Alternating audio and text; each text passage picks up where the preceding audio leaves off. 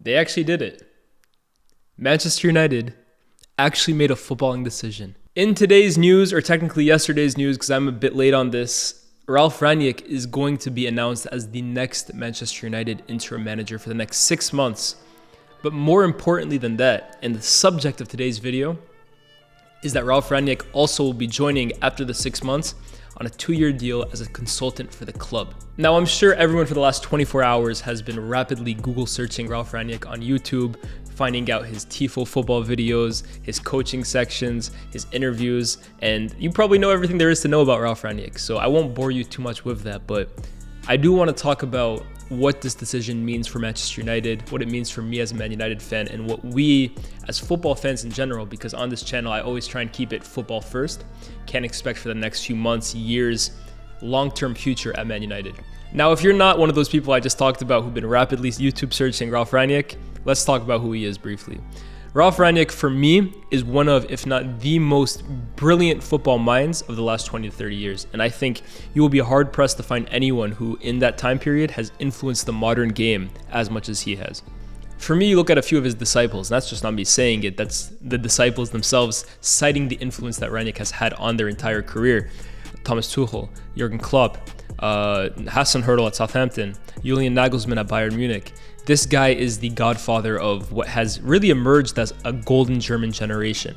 The league is thriving. The national team had its rise. All these brilliant German managers dominating the managerial scene. And most of them, if not all of them, cite Ralf Rangnick as a massive influence in that regard. To describe Ralf Rangnick in one word, it would be, of course, gegenpressing, aptly known as the godfather of gegenpressing. You really just look at his disciples to see how much of an influence in that regard he's had.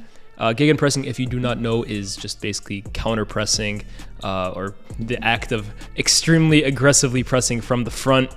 And I mean, a lot of people have been given the title of creating gegenpressing. Of course, you can track it back tens and tens of years, but I think Ralf Rangnick is really given that because he modernized it. And in 1998, the story goes, Ralf Rangnick came onto German TV with this brand new idea of gegenpressing to the German audience and described it as like this new revolutionary thing.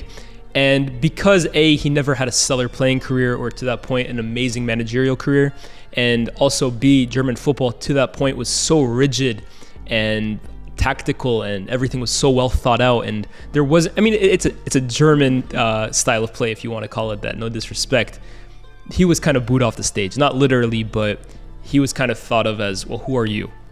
2 years later, Germany crashed out of Euro 2000, and from there, you saw the revolution of German football as they went on to go to countless semifinals and World Cup finals, eventually winning it in 2014.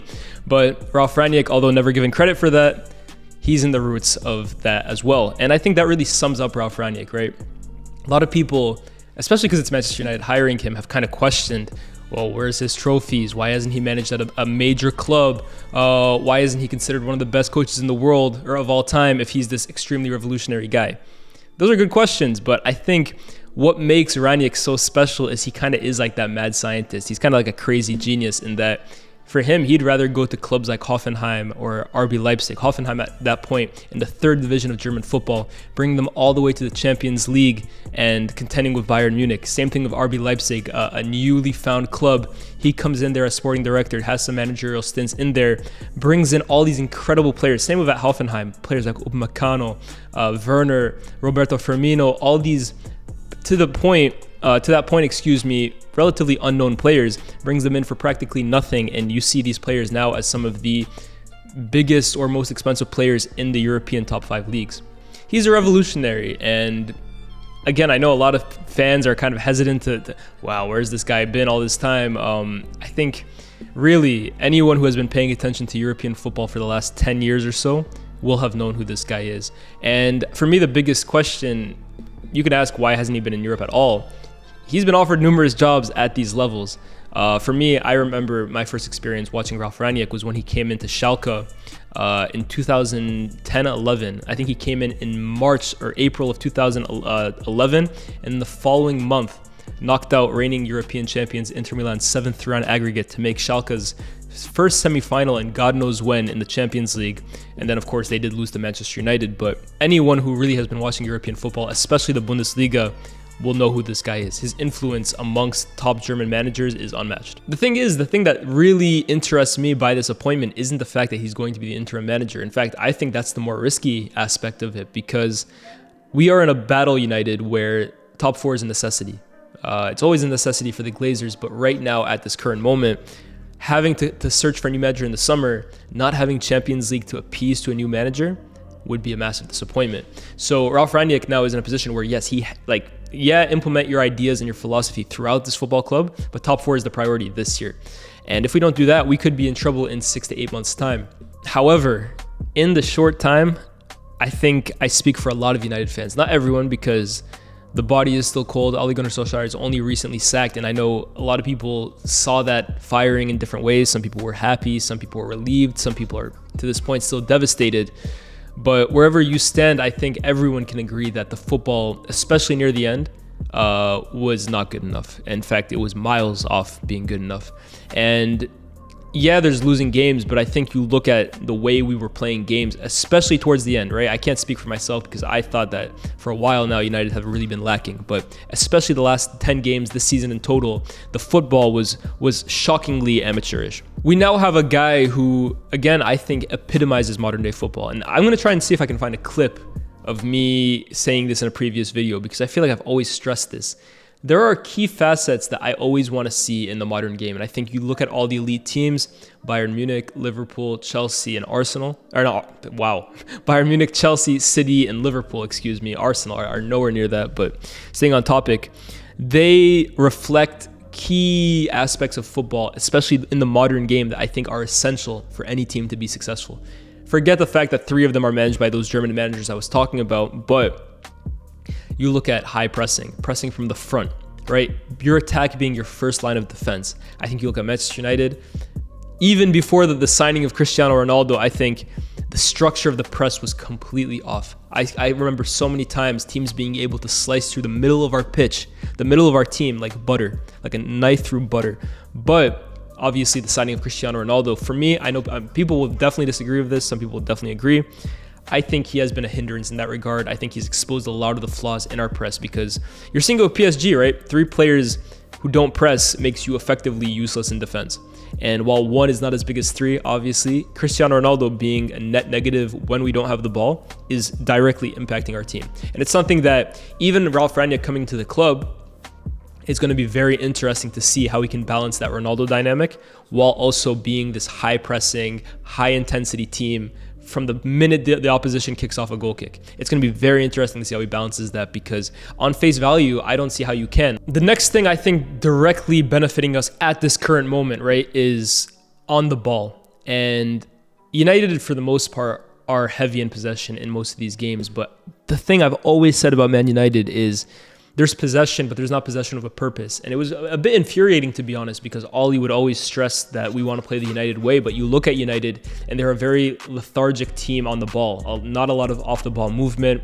And the passing is quite predictable at times, right? A lot of sideways passing. Of course, you will have Bruno attempting the craziest passes, and a lot of the times succeeding with them. But for the most part, I thought it was very laborious football. And that was probably my biggest critic of Ollie. I thought the football, when we had it, was not good enough for a team with the players we had. Ralf Rangnick, and I think this whole style of football, period, whoever comes in after him, will really make it a key focus and a goal of ours from the beginning to be playing with a purpose. I know Ralf Rangnick, for example, one of his biggest rules is sideways passing, backwards passing is a big no-no. Everything has to be direct. Everything has to be vertical. Everything, right? Even if a pass isn't accurate, say you lose the ball, you pass forward. The fact is they're getting the ball, and because our press is so aggressive, we can immediately swarm to them like bees and win it back in for him, 7 to 8 seconds, which is another thing that, of course, is so key to a Ralf Rangnick or any gegenpressing team in general. You lose the ball, how fast can you win it? And again, that was a problem I found a lot of the time with our team the past few seasons, and even past Ollie's tenure. Mourinho, Van Gaal, Moyes, what are we doing when we don't have the ball? And I think this is really where you'll see the benefit of Ralf Rangnick, because this is a modern day idea of winning the back of the ball as quickly as possible. I mean, you think of the Fergie era, the Wenger era, the Mourinho era, you lose the ball, let's get back into our shape. In the modern game, all the best teams for the most part play in that high block. And how can we, I mean, for example, those Spain teams, right? Having the ball is the best form of attack, of defense, excuse me. So when you don't have the ball, you can't score on us. And also when you have the ball, win it back as quickly as possible so that first statement remains true. That's something that Rangnick, I think will definitely make a clear focus and goal in this United team for me as soon as possible. And finally, the most important thing for me is controlling the game through all phases. And that's not even just on the ball. In fact, I know I've said this on videos before. It's controlling of space, controlling of time, controlling on the ball, controlling off the ball, controlling every aspect of the game so that at no point are you at the mercy of your opposition. Are you being reactive towards them? You're in command, you're in control of the game at all times. And again, that's something that, especially in recent games, you watch the City game, it was a schooling in control. It was a schooling in juego de posición. And for me, that's where this modern day style of management, of coaching, of philosophy will benefit Manchester United, not just for this season, not just for the next manager, not for the next manager after that, but hopefully this school of thinking will go a long way, and that in 10 years, Manchester United will be back to being a sustainable, winning project every single season. And that's, for me, again, this appointment is genius, man. Whoever has co-signed this, Murto, Woodward, God forbid, fair play. Either you swallowed your pride and gave up some power, or you're ambitious. And that was something that I really had a lot of questions about. Where is the ambition for Manchester United? This is an ambitious move. I can't hate on this. But if you really notice all the phrases I'm saying, modern, we didn't used to do this, we haven't done this in a while, it's really damning, because for me, Manchester United, what has been holding them back for so long now is this insistence on following the roots of the club or doing things the United way or United DNA. But what is the United way? What is the United way of playing? I don't think anyone can really answer that, because at the end of the day, the United way of playing is just what Fergie did for the last 20 plus years. And Fergie isn't the manager anymore. He is gone, or he's still alive, but he is no longer the manager of Manchester United. And to expect that another manager could come in and do what he did for such a long time, where in fact he adapted so many times. In fact, that's why Ferguson was successful era after era after era. He was able to adapt and reinvent himself. To expect now that that style is replicable, especially with the managers we've been hiring, is for me ridiculous and delusional. And that's why, again, this appointment for me screams success, because we have basically been left behind by the likes of Liverpool, by the likes of City, by the likes of Chelsea. The European teams as well, I think, have left us behind. And you can say, oh, they're not that good, but that's because of financial implications. On the pitch, in the boardroom, in the football structure, they're miles ahead of us. But hiring a guy like Ralf Rangnick, who, again, I'll say it again, he is one of the most influential people in terms of how the modern day game is played in today's game. But again, that's why the hiring of Ralf Rangnick for me is so beneficial to this club, because we have been left behind by the likes of Liverpool, Chelsea, City, some of the European teams, in that the way we are run as a football club is like a business. These guys are light years ahead of us in the footballing sense of a footballing structure. And for me, hiring Ralf Rangnick, who, again, I started off the video by saying is one of the most influential people in the last 20 to 30 years on how this game is currently played, I think this is going to benefit us so much, not just this year, but the year after, the next manager. I think you could look down 10 years down the line. United will be, in my opinion, a sustainable, competitive, top football team year after year after year. And I think you can look at this current moment, Ralf Rangnick coming to Manchester United, as I don't want to say the cornerstone of it, because I think I want to give Oli credit in this regard. And Murto, both of them coming to the football club, has helped us move past that era. And I think we are doing things better. And this does not happen without Oli or without Murto. So credit to them. But Rangnick is the guy, man. I honestly don't know how much more I can say about this guy that will convince you that this is the cornerstone for Manchester United. This is the moment where shit starts going right. But for me, this is the moment right here. There are going to be a lot of players that you love that are going to be sold. Pogba, I'm looking at you. Martial, I think I'm looking at you. Wan-Bissaka, I'm looking at you. David De Gea, I may be looking at you. Cristiano Ronaldo, you're probably lucky you're 36, 37 years old because I don't think they're going to move you on, but your influence on this team will also, in my opinion, start to dwindle because of this move. And I think you're going to look at a lot of players like Jadon Sancho, Donny van de Beek, Jesse Lingard if he chooses to remain at the club, Rashford, Bruno. I mean, maybe even McFred with the way that Rangnick likes to play those two high-intensity protecting midfielders in front of a defense. To start, I think both of them will have a part to play. Long-term, maybe not, but that style of player will be beneficiary to United long-term, and especially at this current moment. And you look at the likes of Chelsea, Liverpool, City, Bayern, the teams we just talked about. They have incredible players, but those are the hardest working teams on the planet. They cover the most distance. They win the most tackles. They press the most. That's not a coincidence, right? I don't really like the expression hard work beats talent when talent doesn't work hard enough, because I think talent is the ultimate decider at this level, right? You can't be an elite player without having talent. But what separates the good from the great, from the elite players, is their work rate, is their intensity, is what they do off the ball as much as what they do on it. Unless you're Messi or, I don't know, Neymar, or like a player that in a moment can literally change a game, what you do off the ball is just as important for me as what you do off of it, whether that's being intelligent, whether that's making runs off the ball, etc., etc. I think United with this appointment are that much closer to being that team short-term and long-term. And I hope and pray that with this appointment, we can look back in 10 years and think, yeah, this was the thing that turned it all around. And you have to give credit to Oli. You have to give credit to Murto, because this never happened under a different stewardship. But Rangnick is the guy, man. He's the guy. His resume speaks for itself. And let's dance. That's all I got to say. But that's all I got to really say on Ralf Rangnick right now. Hopefully I should have some more content on him in the future.